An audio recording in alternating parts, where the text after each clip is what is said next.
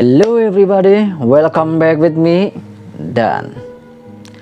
Oke, gimana kabarnya kalian semua? Mudah-mudahan kalian semua disehatkan selalu dan diberikan umur yang panjang, dan mudah-mudahan kalian dikabulkan semua apa yang kalian inginkan. Karena apa? Kita yang saling mendoakan, maka kebaikan dan keberkahan doa tersebut akan berbalik kepada kita. Orang baik gimana coba guys? Orang lain kita doain, apalagi jodoh kita sendiri coba. Di segmen kali ini gue masih tetap akan membahas kisah horor dan menyeramkan yang tentunya menghibur dan membuat malam Anda semakin merinding. Jadi bagi kalian yang ingin berbagi cerita horor atau mempunyai foto penampakan dan ingin ceritanya kita bahas, silahkan kirim ceritanya ke email kami. Link email sudah kami taruh di deskripsi. Oke, lanjut ke pembahasannya.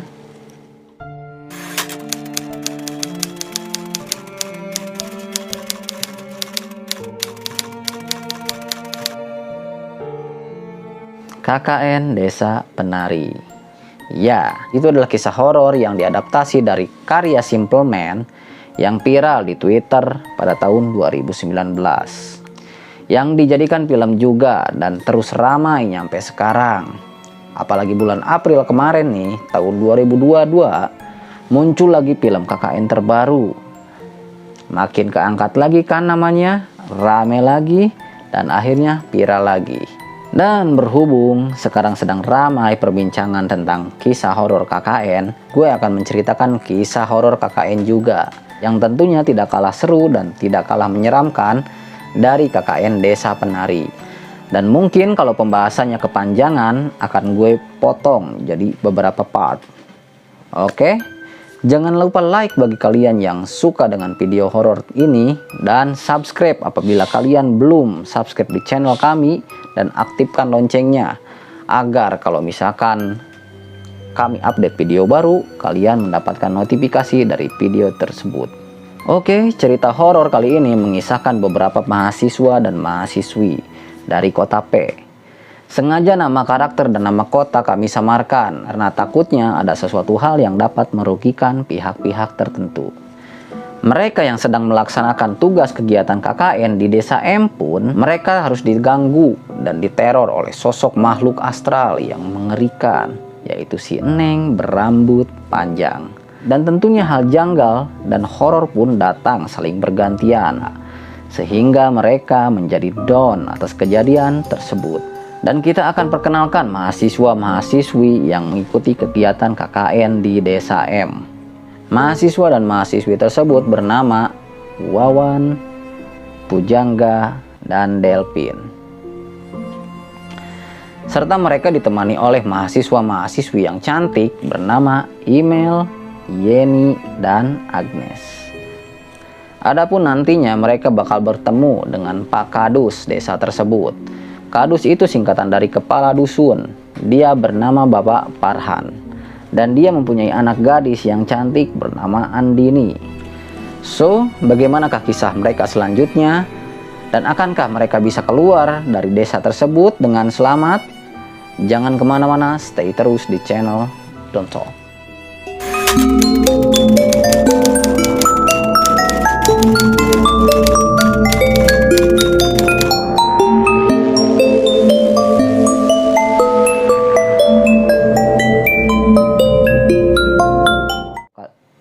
Cerita dimulai ketika mereka pergi untuk mencari lokasi desa M yang mau mereka kunjungi untuk mengikuti tugas kegiatan kuliah mereka.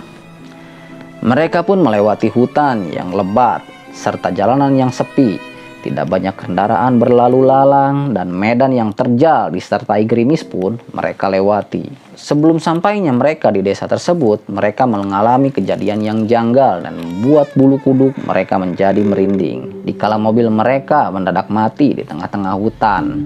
Apalagi hutan tersebut dipenuhi oleh pohon-pohon pinus. Daunnya yang rindang dan menutupi langit, sehingga cahaya matahari pun susah untuk masuk ke hutan tersebut. Apalagi mereka juga mencium semerbak aroma bunga melati, ditambah hawa dingin yang menyeruak. Tak seperti biasanya, membuat mereka menyadari bahwa ada sesuatu hal yang hadir selain mereka. Hingga akhirnya mereka bertemu dengan jalan dua arah atau jalan yang mencagak. Apabila mereka mengambil jalan kanan, maka jalanan tersebut rusak parah. Dan apabila mereka mengambil jalan kiri, jalanan yang lurus dan mulus. Lalu mereka pun berdiskusi jalan mana yang akan mereka ambil. Bro, menurut kalian untuk sampai ke desa M lewat kanan atau kiri nih? Kalau kita ngambil jalan kanan, jalannya rusak parah, seperti jalan yang udah gak kepakai sama orang-orang sekitar. Tetapi kalau misalkan kita lewat kiri, jalannya mulus bre nih, udah gitu lurus lagi. Sontak mereka pun menjawab, ya udah bre, ambil kiri aja lah. Kalau kiri kan jalannya lurus mulus, jadi bisa mempercepat kita untuk sampai ke desa yang kita tuju. Wawan yang lagi menyetir pun mengikuti nasihat teman-temannya. Dan email pun tiba-tiba nyeletuk, guys, kalian ngerasa nggak sih? Kita tuh udah berjalan lama nih di hutan ini nih, tapi kok ngerasa nggak sampai-sampai gitu.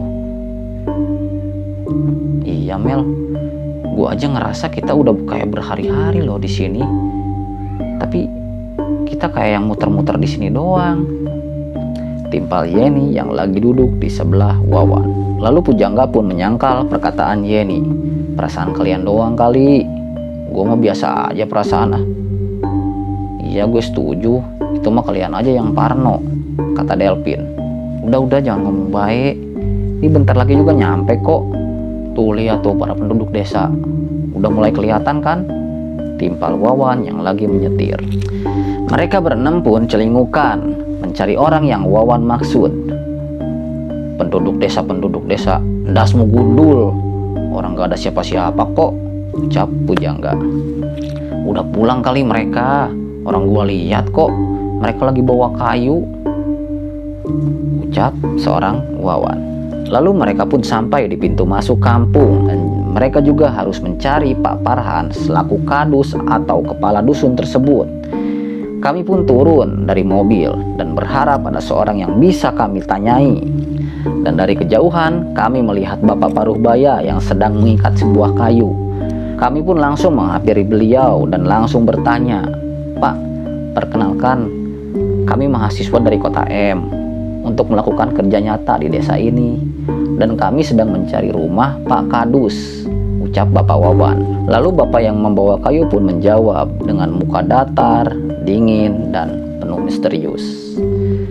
Kalian lurus saja, nanti kalau ketemu perempatan belok kanan. Rumahnya ada di sisi jalan yang catnya warna pink. Oh iya, makasih Pak, ucap kami serentak. Namun Bapak itu cuek, tidak menoleh. Dia terus saja berjalan. Wawan segera melanjutkan kembali mobilnya menuju rumah Bapak Farhan sesuai arahan Bapak tadi. Hari hampir senja. Tidak ada satu orang pun yang lewat. Senja belum juga muncul, namun suasana di desa ini sudah seperti tengah malam. Sunyi, sepi, dan banyak asap atau kabut yang menyelimuti dusun atau desa tersebut.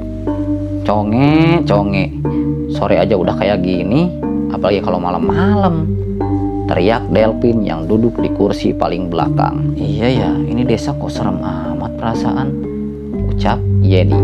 Wawan hanya diam dan membisu sambil menoleh ke jendela dan melihat area luar, karena dia juga merasakan ada kejanggalan yang aneh di dusun tersebut. Sudah diam napa? Tuh lihat tuh, rumah Pak Kadus aja udah kelihatan. Wawan sambil menuju ke rumah yang berwarna pink. Rasa lega pun akhirnya mulai terasa di hati mereka. Akhirnya mereka semua sampai di rumah Pak Kadus dan bisa langsung beristirahat. Tok tok tok. Assalamualaikum, sepada. Wawan mengetuk pintu. Tok tok tok. Assalamualaikum, sepada. Beberapa kali Wawan mengetuk pintu namun tidak ada sautan. Hingga ketujuh kalinya Wawan mengetuk pintu, datanglah gadis cantik sekitar umur 20 tahunan muncul membuka pintu. Gadis berambut panjang, mata yang kecoklatan, namun mukanya pucat. Dan dia pun hanya berkata seperlunya. Lalu gadis tersebut mempersilahkan mereka untuk masuk. Para cowok-cowok yang buaya pun matanya sudah kayak mau nongol melihat gadis manis yang cantik tersebut. Mereka berebut menyodorkan tangan dan ingin berkenalan dengan gadis tersebut. Kecuali Wawan yang pengen kelihatan cool, dia pun menyilangkan tangan sambil berlegek nyantai. Setelah mereka semua duduk, tak lama Paparhan pun sebagai kadus desa tersebut menemui mereka. Tapi dia tak sedingin dan tak secuek gadis cantik yang tadi. Pembawanya yang humble, ramah, dan santai, walaupun wajahnya terlihat pucat pasi. Lalu Wawan pun mengemukakan tujuan mereka datang ke desa tersebut kepada Pak Parhan.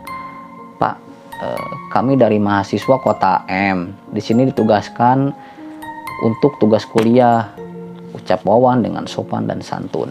Sebelum Pak Kadus itu berucap, datanglah gadis yang tadi membawakan beberapa gelas yang berisi air berwarna kecoklatan yang masih mengepul. Lalu Pak Parhan pun mengenalkan anak gadis cantiknya.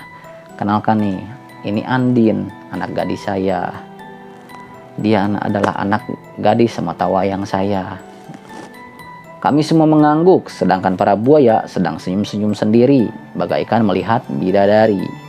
Cantik ya, bakal betah dah gue di sini, bisik Delphin kepada pujangga. Pak, kami meminta izin untuk menginap beberapa hari nih di sini, mungkin kisaran 2 lah atau 3 minggu gitu. Apa boleh kami ikut merepotkan Bapak selama 3 minggu? Lalu Pak Parhan pun menjawab, silahkan aja kalau kalian mau nginep. Tapi kalian harus jaga sikap atau kalian tidak bisa keluar dari desa ini. Maksudnya Pak? Mereka serempak terheran-heran dengan ucapan Bapak tersebut. Maksudnya kalian jangan selengean, harus jaga sikap dan patuh terhadap peraturan di kampung orang. Wawan menjawab pertanyaan tersebut. Padahal mereka ingin tahu jawaban dari Pak Parhan langsung mengenai maksud dari tidak bisa keluar dari desa tersebut. Dengar tuh, enggak, biasanya lu tuh yang selalu bikin onar. Dan mereka pun takut kalau Angga berbuat onar, karena dari mereka Anggalah yang paling acuh dengan semua peraturan, dan mereka khawatir dengan acuhnya Angga akan membawa petaka bagi mereka. Dan seperti biasa, pujangga pun hanya nyengir sambil memainkan ponsel. Bre, kok nggak ada sinyal sih di sini? Aduh, gua nggak bisa mabar dong nih ML nih, apa FF, ucap pujangga. Dan Yeni pun mengecek HP dan dia mengiyakan kata-kata pujangga tersebut. Iya ya, ini nggak ada sinyal. Aduh, kita nggak bisa streaming YouTube nih. Dan Pak Parhan pun langsung mempersilahkan mereka untuk beristirahat dan menyuruh meminum dulu teh buatan anaknya. Lalu mereka pun menyeruput teh buatan Andin karena menurut mereka teh tersebut lebih menggoda daripada teh umumnya. Kecuali Wawan dan Yeni. Wawan dan Yeni tidak mau meminum teh tersebut karena di mata dia air teh tersebut sangat aneh. Bahkan senyum Andin anak Pak Kadus di mata Wawan dan Yeni pun terlihat menyeramkan. Berbeda dengan yang lainnya, mereka menganggap kalau senyuman Andin itu manis dan imut bagaikan gula. Lalu Pak Parhan pun menunjukkan kamar untuk laki-laki dan kamar perempuan. Dan juga dia menunjukkan jalan untuk menuju ke toilet. Pak Parhan pun pergi dan anak-anak yang lainnya pun pergi juga ke kamar yang telah ditentukan oleh Pak Kadus tadi. Kecuali pujangga, dia ingin pergi ke kamar mandi dan dia berjalan tergesa-gesa karena sudah tidak kuat untuk menahan air yang sudah hampir tidak tertampung oleh buah zakarnya. Dan tiba-tiba pas pujangga lagi berjalan ke toilet, dia mendengar dengkuran halus seperti orang tidur pulas, disertai dengan suara orang yang sedang menangis. Tentunya suara tersebut datang saling bergantian dan bersamaan. Akan tetapi karena pujangga yang sudah tidak kuat ingin menyiram WC dengan air seninya, dia pun memberanikan diri dan berusaha untuk tidak memperdulikannya. Akan tetapi kejadian aneh dan janggal pun muncul saling bergantian. Keran air yang belum dibuka pun tiba-tiba menyemburkan air bersamaan dengan lampu toilet yang berkedip-kedip, hidup mati, hidup mati. Membuat pujangga pun pengen menangis, apalagi tak lama suara tersebut, suara tangis dan dengkuran pun semakin mendekat dan semakin kencang, seakan-akan mendekati si pujangga. Dia pun mencoba membuka pintu toilet, akan tetapi pintu tersebut terkunci dari luar, membuat pujangga pun bingung, semakin panik. Jantungnya berdetak kencang seakan mau copot. Pujangga pun berteriak meminta tolong sambil menangis. "Tolong, siapa saja tolong bukain pintu, tolong." Dan dia pun terus menggedor-gedor pintu tersebut, tetapi pintu tersebut tidak mau terbuka. Lalu dia pun menyadarkan bahunya ke dinding dan dia pasrah apabila dia harus tiada di malam itu juga. Wawan pun berjalan mencari sinyal dan Wawan mendengar ada suara minta tolong. Lalu dia pun mencari asal suara tersebut dan akhirnya dia menemukan suara tersebut yang berasal dari bilik kamar mandi. "Enggak, ini lu bukan. Woi, jawab boy." Wawan berteriak sambil memastikan siapa orang yang lagi di dalam toilet. "Wan, tolongin gue Wan, gue dikunci nih di toilet nih. Tolong, bukain Wan," teriak pujangga sambil menangis ketakutan. Lalu Wawan membuka pintu dan langsung menghidupkan lampu toilet. Dan Wawan pun melihat pujangga yang menangis ketakutan. Dan Wawan pun memapah pujangga untuk dibawa ke teras. "Gak, lu kenapa bisa dikunci di toilet lu?" tanya Wawan yang heran dengan keadaan pujangga yang panik dan bercucuran keringat. Lalu pujangga pun menjawab, "Gue mau pulang Wan, gue gak tahan berada di sini," ucap pujangga sambil memasang muka takut dan panik. "Kita baru aja di sini, masa lu udah mau pulang? Udah masuk istirahat sono," titah Wawan. Namun suara dan kejadian yang tadi masih terngiang-ngiang di kepala pujangga, dan itu membuat dia berkeringat dingin dan bercucuran sampai membasahi pakaiannya. Wajahnya pun terlihat panik dan semakin takut. Lalu pujangga pun bertanya, "Terus lo mau kemana Wan tadi keluar malam-malam?" Pujangga bertanya sambil keheranan. Lalu Wawan pun menjawab, "Aku lagi cari sinyal nih, mau menghubungi Kak Rega, mau menghubungi beliau kalau kita udah nyampe di sini. Desa ini kok aneh ya," ucap pujangga dengan tatapan kosong. "Udah nggak usah mikir yang aneh-aneh. Ingat, setelah ini berakhir kita susun skripsi, lalu kita wisuda. Pasti orang tua kita bangga nih," ucap Wawan yang memberikan motivasi kepada pujangga. Tiba-tiba mereka dikagetkan oleh kedatangan Bapak Farhan. "Loh, kenapa kalian ada di sini? Bukannya istirahat sono, emang kalian gak capek?" Lalu Wawan pun menjawab, "Oh ini Pak, saya lagi cari sinyal. Di dalam ternyata susah sinyal." Lalu Pak Farhan pun menyuruh mereka untuk kembali ke tempat tidur dan segera beristirahat. Lalu Wawan dan pujangga pun masuk kembali ke kamar mereka masing-masing. Dan pujangga pun berbaring dan menarik selimut hingga menutupi seluruh tubuhnya. Dia masih mengingat kejadian menyeramkan yang tadi dialami, sehingga beliau sulit untuk memejamkan mata karena takut. Lalu pujangga pun panik sambil mengeluarkan keringat yang mengucur membasahi pakaiannya. Ketika dia mendengar suara seperti orang yang lagi berjalan menyeret kakinya mendekat ke arah ranjang. Langkah kaki yang diseret itu semakin mendekat dan pujangga pun semakin panik sehingga beliau meneteskan air mata karena sakit takut dan paniknya. Dan pujangga pun mulai membaca semua doa yang dia hafal, dari surat-surat pendek, surat-surat panjang, bahkan doa masuk ke dalam WC pun dia baca. Sret, sret, sret. Suara tersebut semakin mendekat dan menarik selimut dan membuat selimut yang membalut tubuh Agnes. Dan Agnes tidur di ranjang bersama Imel yang bersebelahan dengan ranjangnya pujangga. "Mel, jangan tarik selimutnya napa? Dingin nih," ucap Agnes sembari emosi dengan mata yang masih terpejam karena ngantuk. Dan Agnes pun mengira bahwa tangan yang menarik selimutnya adalah tangan Imel. Tetapi dia merasa ada yang aneh dengan tangannya Imel, sehingga dia bangun dan membuka mata sambil lungu dan mengucek-ngucek matanya. Agnes pun dikagetkan ketika ia melihat di depan matanya sendiri seorang makhluk yang lagi berdiri dengan kuku yang panjang, mata yang merah menyala, rambut putih menjuntai sampai ke lantai, giginya yang bertaring sambil ketawa mengerikan. Kepalanya diputar-putar dengan tatapan mata yang sedang melotot melihat Agnes. Dan yang tambah mengerikan lagi, wajahnya yang hancur. Dan tentunya itu membuat Agnes berteriak sekencang-kencangnya sambil menutupi wajah dengan kedua matanya. Agnes pun berteriak berkali-kali, tetapi Email tidak mau bangun. Sedangkan Pujangga yang sejatinya dia tahu dengan keadaan tersebut, dia tidak berani membuka selimutnya karena ketakutan yang sangat mendalam. Tiba-tiba Email pun bangun dengan keadaan kesal. Dia pun bertanya, "Ada apa sih teriak-teriak? Ganggu tidur orang aja." Lalu Agnes pun menjawab, "Mel, ada hantu Mel. Wajahnya hancur, ngeri sekali." Perlahan, Pujangga mulai membuka selimut dan pura-pura nggak tahu. Lalu dia pun bertanya, "Ada apa Agnes? Kok kalian gak pada tidur sih?" ucap Pujangga sambil berkeringat banjir membasahi pakaiannya. Lalu Email pun berkata ke Pujangga, "Kak, kok baju lu basah gitu sih? Lu keringat apa mandi itu?" ledek Email.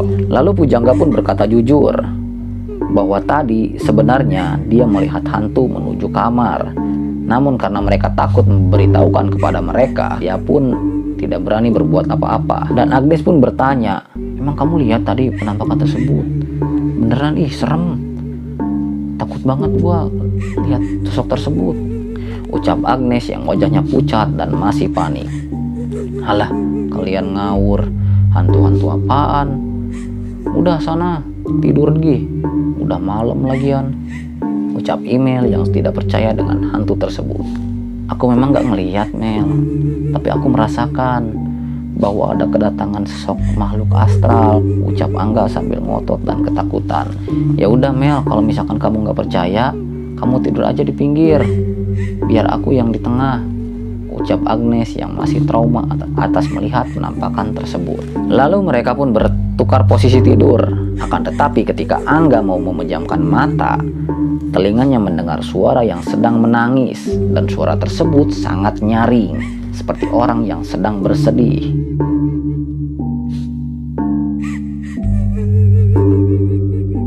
"Tolong temani aku selamanya di sini. Aku butuh teman di sini." Bersambung. Oke guys, itulah kisah horor yang tidak kalah mengerikan dari kisah horor Desa Penari. Jadi nama desa dan nama karakter tersebut sengaja kita samarkan karena takut ada suatu hal yang dapat merugikan dari pihak-pihak tertentu. Dan bagi kalian yang suka dengan cerita ini dan ingin kita melanjutkannya, silahkan share video tersebut, like jika kalian suka, dan subscribe bila kalian belum subscribe channel kami, dan tentunya aktifkan loncengnya agar kalian dapat notifikasi apabila kami mengupload video terbaru. So, gue Dan pamit undur diri. Nantikan video kisah KKN selanjutnya. Stay terus di channel Don't Talk.